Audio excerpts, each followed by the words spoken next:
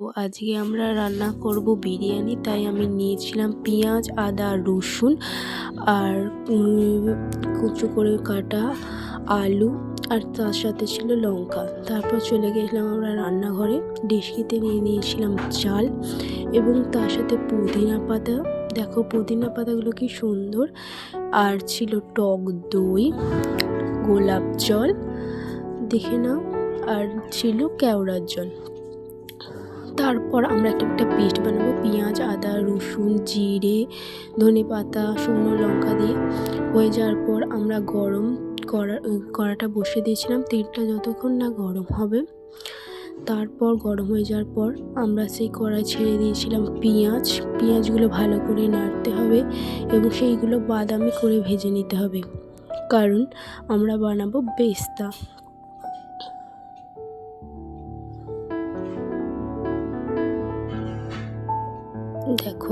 এবার দেখো ভাজতে ভাজতে বাদামি কালারটা চলে এসেছে। তো আমরা এবার পেস্তাগুলো তুলে নেব একে একে করে। কি সুন্দর বাদামি করে ভেজে নিয়েছি। তারপর সেই তেলেতেই একটু হলুদ এবং তার সঙ্গে অ্যাড করেছিলাম সামান্য মাত্র একটু নুন। তারপর আমরা তাতে ছেড়ে দিয়েছিলাম ডুমো ডুমো করে কাটা আলুগুলো ভাজতে থাকবো যতক্ষণ না বাদামি কালার আসবে। আর অন্যদিকে নিয়ে নেবো সেই চালটা, যেটা আমরা জল দিয়ে দিয়েছিলাম, তাতে নুন, সাদা তেল, গোটা গরম মশলা, গোটা জিরে দেবো তার সাথে একটু, আর কটা লবঙ্গ। তারপর আমরা চলে যাবো সেই ভাজা আলুগুলোর দিকে। তুলে নেব সেই আলুগুলো, দেখো বাদামি করে ভেজে নিচ্ছি। তারপর কড়াইতে সেই তেলেই দেব পড়ে থাকা মাংসগুলো একে একে করে একটা করে দিয়ে দেব এবং তার সঙ্গে একটু নুন, হলুদ,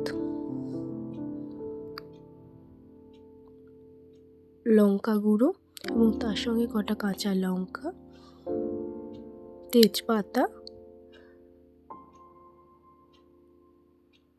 টক দই,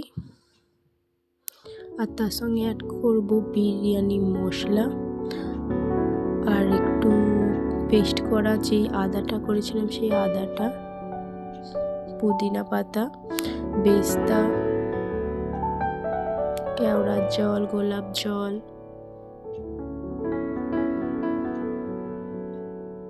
শেষে অ্যাড করে নিলাম দেখো আগে যেটা বলেছিলাম বিরিয়ানি মশলা। এবার এইগুলোকে ভালোভাবে মাখিয়ে নিতে হবে। দেখো যত সুন্দরভাবে যত্ন করে মাখিয়ে নিয়েছি। মাখানোর পর একটু দিয়ে দিলাম লেবু। আর অন্যদিকে ভাতটা দেখছি হয়ে গেছে। দেখো আমাদের ভাতটা অল্প হলেও হয়ে গেছে, বেশি সেদ্ধ করতে হবে না। এদিকে খালি হাঁড়ি, তাতে ম্যারিনেট করা মাংসগুলো ফার্স্টে দিয়ে দেব। দেওয়া হয়ে গেলে ডুমো ডুমো করে যে আলুগুলো ভেজে রেখেছিলাম সেইগুলো, তারপর দেব ধনেপাতা,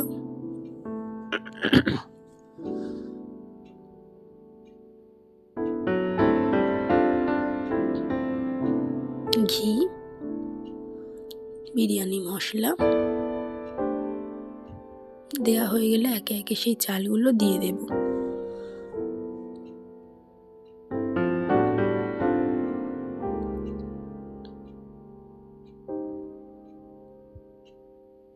চাল দেওয়া হয়ে গেলে একটু দেবো গোলাপ জল, কেওড়ার জল, আর উপর দিয়ে ছড়াবো বেস্তা, আর সব শেষে ছড়াবো ঘি, আর তার সাথে একটু বিরিয়ানি মশলা, ধনেপাতা। ধরানোর পর আগে থেকে মেখে রেখেছিলাম আটা, সেইগুলো একে একে গোলভাবে হাঁড়ির পাশে লাগিয়ে নেব আর তার ঢাকনাটা দিয়ে দেব। দেখো আমরা বসে দিয়েছি লো ফ্লেমে। বিরিয়ানি হয়ে গেছে, আমাদের বিরিয়ানি রেডি। তো আমরা বিরিয়ানিটা খুলে নিলাম।